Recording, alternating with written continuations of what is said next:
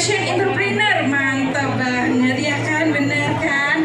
Ya sudah, langsung aja saya undang ya, kita persilakan. Selamat datang di panggung puisi keliling ternyata tanpamu bersama Natasha Rizky. Aduh, assalamualaikum Kak Aca. Iri ya, iri ya, belum bisa langsung pelukan sama Kak Aca. Sabar dulu, Kak Aca mau menyapa teman-teman Surabaya dulu. Iya, ya? boleh kenalan dulu tadi. Iya, tak kenal maka Tak harus. aduh. Ivana Kak, dengan Mbak Frana. Ivana. Oke. Kak Aca bisa bahasa Surabaya Kak? Bisa bahasa Jawa? Aku cuma bisa tadi aku wani doang. Aku wani kok artinya apa Kak? Aku berani. Betul. Sekarang boleh dong disabdu teman-teman. Ya apa kabar ya Re, arek Surabaya? Alhamdulillah aku Ya silakan Kak. Oke. Assalamualaikum warahmatullahi wabarakatuh, teman-teman Surabaya. Masya Allah, alhamdulillah aku sangat bersyukur sekali kita bisa dipertemukan sore hari ini di panggung puisi keliling buku puisi aku yang terbaru ternyata tanpamu. Aku api Re. Gitu. Aku api, Re. Asik. Kurang logatnya kurang bagus ya. Kurang ya. Terus ada pertanyaan apa lagi Kak? Kak Nurul.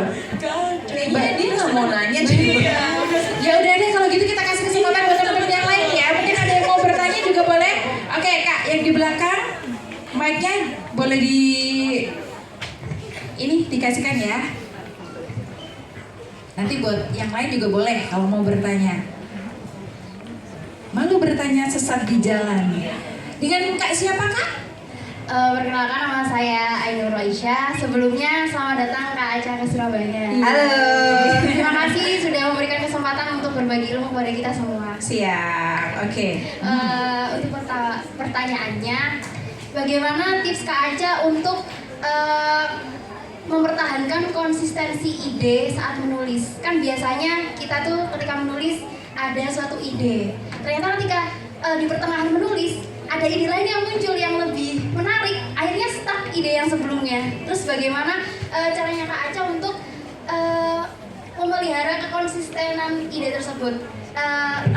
Kalau untuk konsistensi tuh emang lumayan tantangan sih ya, karena kan lagi-lagi puisi aku tuh soalnya memakai bab gitu. Jadi ada bab kayak kalau teman-teman lihat di yang terbaru ini ada bab 1 itu bab pertemuan, lalu masuk ke bab harapan, lalu bab ketiga itu ada bab perpisahan, dan yang terakhir tanpamu tanpaku gitu.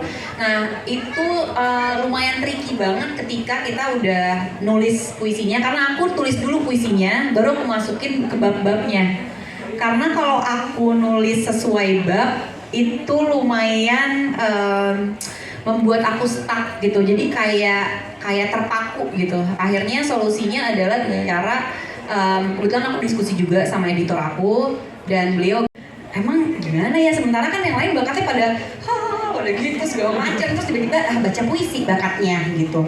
Terus udah, dan aku inget banget, aku nggak pernah lupa, juri aku pada saat itu adalah Nicholas Saputra. Wow, pecahan saja piringnya, mangkoknya jangan, itu punya ibu.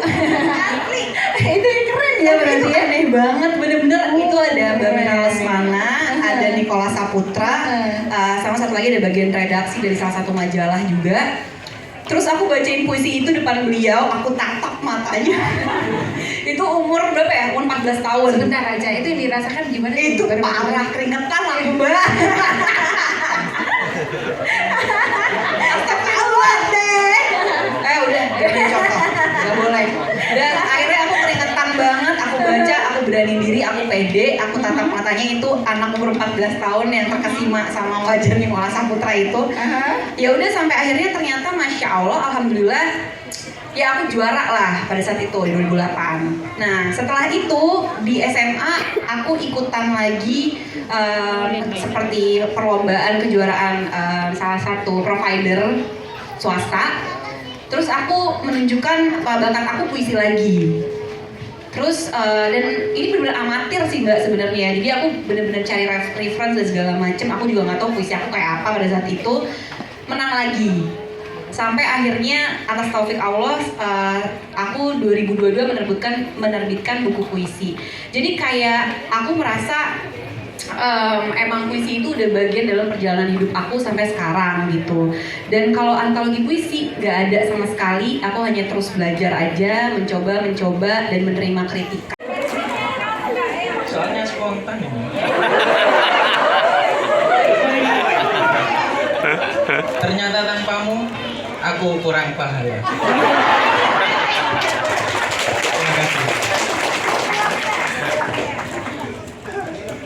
Ternyata tanpamu, aku tetap tegar, kuat, karena aku punya Allah. Terima kasih. Ternyata tanpamu, aku merasa dikejar dan diupayakan walau tak seimbang.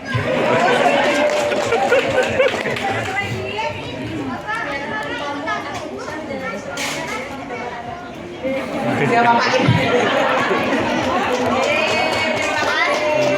Terima kasih, silakan duduk lagi. Boleh pinjem gak sih? Surabaya bener-bener emang ya Kaca ya. Tadi emang di ini ya, sebelum mulai nih. Tah, ingatkah kamu saat musim kemarau memerangi tanpa wajah? Ketika kelopakmu tak layak untuk menghiasi taman luas, gagal bermekaran di bawah teriknya kilat itu. Aku hanya bisa melihatmu terisak-isak, berharap penuh untuk terus memenangkan hatinya. Entah sejauh mana kamu berlari, meronta geram melagukan namanya. Dengan gema yang enggan bersuara, tidak ada keributan. Namun, segalanya membawamu makin jauh, melarut dalam kabut dan mati pada jenuh. Kini melepaskan bayang yang tak lagi menyentuh bumi. Daun-daun berguguran menandakan semi akan berpulang.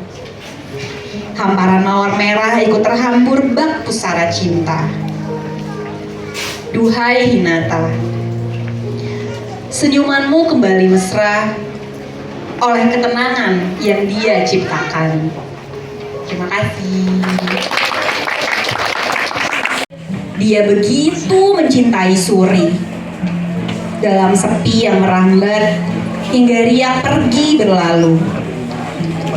Ini cerita tentang seorang pencinta memilih jiwa letih dan terbang liar menenun ilusinya. Gejolak hasrat pun terikat di alam mimpi. Ini cerita tentang seorang pencinta. Semasang mata pemberani itu telah lama rapuh membatu, menyelamatkan rindu yang merangkak pada waktu. Ini cerita tentang seorang pencinta. Sekarang dia benar-benar terbangun meskipun hatinya tertaut oleh Suri. Tapi takkan bisa menyamai, takkan mampu melampaui cinta kepada rohnya. Terima kasih. Boleh diberikan tepuk tangan semuanya, luar biasa banget.